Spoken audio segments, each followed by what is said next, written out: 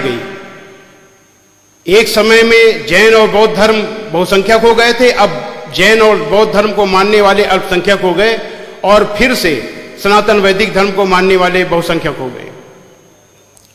बाद में मुसलमान आए। मुसलमानों ने अपने तरीके से इस देश की जमीन पर तो हुकूमत पा ली, लेकिन इस देश के निवासियों के दिल पर हुकूमत नहीं पा सके। सन 1192 में मोहम्मद शहाबुद्दीन गोरी की हुकूमत के साथ इस देश में मुसलमानों की हुकूमत कायम हुई, जो 550 साल तक चली। इन 550 सालों के बाद यानी अंग्रेजों के आने के समय तक इस देश में 20% मुसलमान थे, 80% हिंदू थे, यानी अल्लाह का काम फेल। 550 साल कितना होता है? सुनने में 550 साल लग रहा है, लेकिन होता कितना है जरा सोचिए। 200 साल पहले हम लेते हैं। हर 25 साल में एक जनरेशन बढ़ जाती है, यानी एक 20-25 साल के बच्चे के बच्चा हो जाता है, उसके एक लड़का आ जाता है। तो 25-25 के हिसाब से 200 साल में 8 जनरेशन बनती है, यानी ग्रैंडफादर को दादा कहते हैं। 200 साल पहले आप सबके दादा के दादा के दादा के दादा मौजूद थे, और इसमें से कोई शायद ही जानता हो अपने दादा के दादा के दादा के दादा का नाम। यानी आप जिनकी औलाद हो उनका नाम भूल गए 200 साल में। 200 साल इतना होता है, और 550 साल मुसलसल लगातार हुकूमत रही मुसलमानों की। मुंह से निकला हुआ शब्द, बादशाह ने जो मुंह से शब्द निकाला वही कानून। और इसके बाद भी मुसलमान कितने हुए?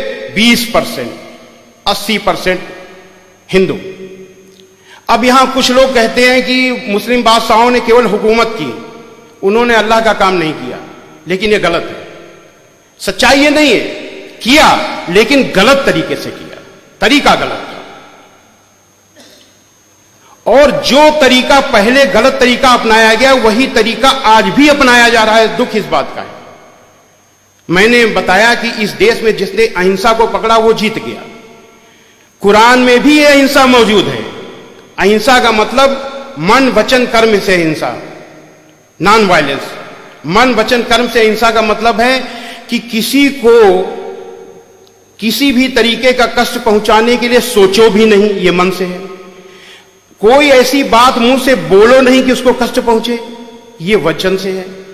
और कर्म से कोई ऐसा काम न करो जिससे उसको कोई कष्ट पहुंचे, ये मनसा वाचा कर्मणा अहिंसा है।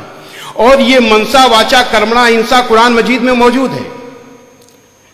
कुरान मजीद के सूरा नंबर 28 आयत नंबर 83 में है, अल्लाह का वादा है, अल्लाह वादा कर रहा है कि हम परलोक का घर यानी जन्नत का घर उन लोगों के लिए विशेष कर देंगे, खास तौर से देंगे, जो धरती में जुल्म और फसाद करने का इरादा नहीं रखते, यानी जो मन में सोचते तक नहीं है, उनको हम जन्नत का घर विशेष कर देंगे। अल्लाह का वादा है। यह है मन से अहिंसा। वचन से कुरान मजीद के सूरा नंबर 41 आयत नंबर 34 में दिया हुआ है, भलाई और बुराई बराबर नहीं हो सकती, तो लोगों की सख्त बातों का ऐसे तरीके से जवाब दो जो बहुत अच्छा हो। ऐसा करने से तुम देखोगे कि जिसमें और तुम में पहले दुश्मनी थी अब वो तुम्हारा गहरा दोस्त है। यानी अगर कोई व्यक्ति आपसे सख्त तरीके से बात कर रहा है, गाली दे रहा है, तो आपको गाली नहीं देना, कुरान का हुक्म है। आपको सख्त तरीके से बात नहीं करनी, आपको ऐसे तरीके से बात करनी है कि उसका दिल जीत लो। इस्लाम दिल जीतने का मजहब है। यह वचन से हिंसा। और कर्म से सूरा नंबर 5 आयत नंबर 32 में है, जिस किसी ने एक निर्दोष का कत्ल किया तो मानो उसने सारे इंसानों का कत्ल कर दिया, और जिस किसी ने एक निर्दोष को बचाया तो मानो उसने सारे इंसानों को जीवन दे दिया, जान डाल दी, सारे इंसानों में जीवन डाल दी। यह कर्म से हिंसा। यही है इस्लाम की मनसा वाचा कर्मणा अहिंसा। और अगर इस अहिंसा को अपनाया गया होता तो आज इस देश की हालत दूसरी होती। इस अहिंसा की तरफ देखा भी नहीं गया। और वो हिकमत मौजूद है कुरान मजीद में, वो हिकमत मौजूद है, अल्लाह की हिकमत है। वो अल्लाह की हिकमत कहां है? सूरा नंबर 3 आयत नंबर 64 में है कि आओ एक ऐसी बात की ओर जो हमारे और तुम्हारे बीच समान है कि हम परमेश्वर के सिवा, ईश्वर के सिवा किसी की बंदगी न करें। यह अल्लाह की हुकूमत है। इस प्लेटफार्म को अगर पकड़ा गया होता तो हम कब तक कामयाब हो चुके होते हैं, लेकिन हमने इसको नहीं पकड़ा। इस्लाम की बुनियाद है ला इलाहा इल्लल्लाह, परमेश्वर के सिवा कोई पूज्य नहीं है, और यही बुनियाद सनातन वैदिक धर्म की है। संसार के सबसे पुराने ईश ग्रंथ ऋग्वेद के मंडल 1 सूक्त 7 का 10वां मंत्र है, इंद्रम वो विश्व तस्परि हवा महे जनेभ्या अस्माकम अस्तु केवलः। ऐ मनुष्यो, तुमको अत्यंत उचित है कि मुझ एक परमेश्वर को छोड़कर किसी दूसरे देव को कभी मत मानो, क्योंकि पूजा करने योग्य एक मुझ परमेश्वर को छोड़कर कोई दूसरा देव नहीं है। श्रीमद् भगवद गीता में है, मत्तः परतरम नान्यत किंचिदस्ति धनंजय। पूजा करने योग्य मुझ परमेश्वर से के अलावा कोई परमेश्वर नहीं। ये है इस्लाम की में अल्लाह की हिकमत। और इस प्लेटफॉर्म को अगर पकड़ा गया होता तो आज मामला दूसरा होता। हमारे आरएसएस के भाई कहते हैं, विश्व हिंदू परिषद के लोग भी कहते हैं कि इस देश में रहने वाला हर व्यक्ति, हर इंसान हिंदू है, लेकिन इसकी कोई दलील नहीं है। यह भी अटकलबाजी है, मनमानी अटकलबाजी है, जो चाहा सो बोल दिया। क्या दलील है इसकी भाई कि इस देश में रहने वाला हर व्यक्ति हिंदू है? लेकिन इस बात की दलील है कि एक ईश्वर की पूजा करने वाला हर हिंदू मुसलमान है।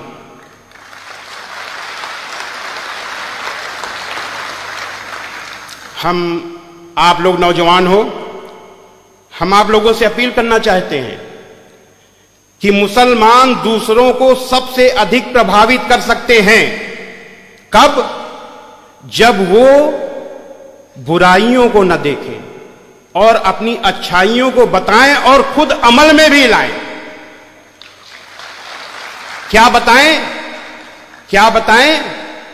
बताएं कि इस्लाम गुस्सा करने का मजहब नहीं है, इस्लाम लड़ाई करने का मजहब नहीं है, इस्लाम जबरदस्ती करने का मजहब नहीं है, इस्लाम बदला लेने का मजहब नहीं है, इस्लाम शांति का मजहब है, दया का मजहब है, माफी का मजहब है। इस्लाम दिल जीतने का मजहब है। इस्लाम में बुराई का बदला बुराई नहीं, भलाई है, क्योंकि इस्लाम कुरान का मजहब है। हजरत मोहम्मद सल्लल्लाहु अलैहि वसल्लम पर कुरान उतरी, उतरने के बाद आपके दिल में उतर गई, दिल से उतरने के बाद आपके कर्मों में उतर गई। कुरान की एक एक अच्छाई हजरत मोहम्मद सल्लल्लाहु अलैहि वसल्लम की अच्छाई बन गई। आपने अपने पूरे जीवन में अपने विरोधी के लिए भी बद्दुआ नहीं की, अपने दुश्मन से भी बदला नहीं लिया। जरा ध्यान दीजिए, हजरत मोहम्मद सल्लल्लाहु अलैहि वसल्लम ने उस व्यक्ति से भी बदला नहीं लिया जिसने आपकी प्यारी बेटी को ऊंट से गिराकर मारने की कोशिश की। उन अबू सुफियान से भी बदला नहीं लिया जिन्होंने आपके खिलाफ हर लड़ाई में आपके दुश्मनों का नेतृत्व किया। उहद की लड़ाई में जिसमें आपके बहुत से अनुयायी, बड़े बड़े अनुयायी शहीद हुए, आप खुद बुरी तरह घायल हुए, उस लड़ाई में भी नेतृत्व कर रहे थे अबू सुफियान। ऐसे अबू सुफियान को फतेह मक्का के दिन आपने न केवल माफ किया बल्कि ऐलान किया कि अबू सुफियान को माफी, और जो अबू सुफियान के घर में दाखिल हो जाए उसे भी माफी, जो मस्जिद में दाखिल हो जाए उसे माफी, और जो अपने घर के दरवाजे बंद कर ले उसे भी माफी। यानी किसी न किसी बहाने सबको माफी। क्यों? क्योंकि अल्लाह का हुक्म था। क्या हुक्म था?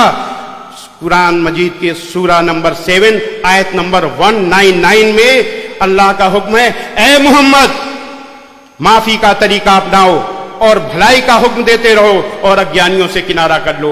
हजरत मोहम्मद सल्लल्लाहु अलैहि वसल्लम ने तो माफी का तरीका अपना लिया, लेकिन आपके अनुयायियों ने उस तरीके को नहीं अपनाया।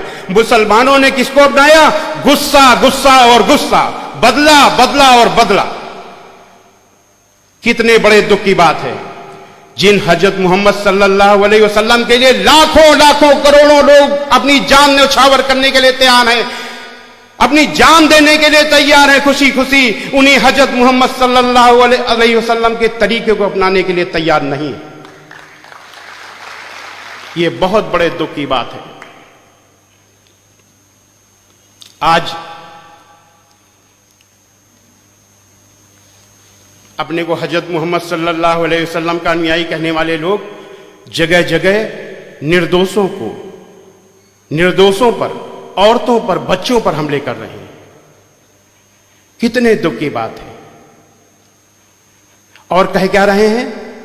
हम मुसलमानों पर हुए जुल्म का बदला ले रहे हैं। क्या हजरत मोहम्मद सल्लल्लाहु अलैहि वसल्लम ने बदला लिया था? अभी हमने बताया।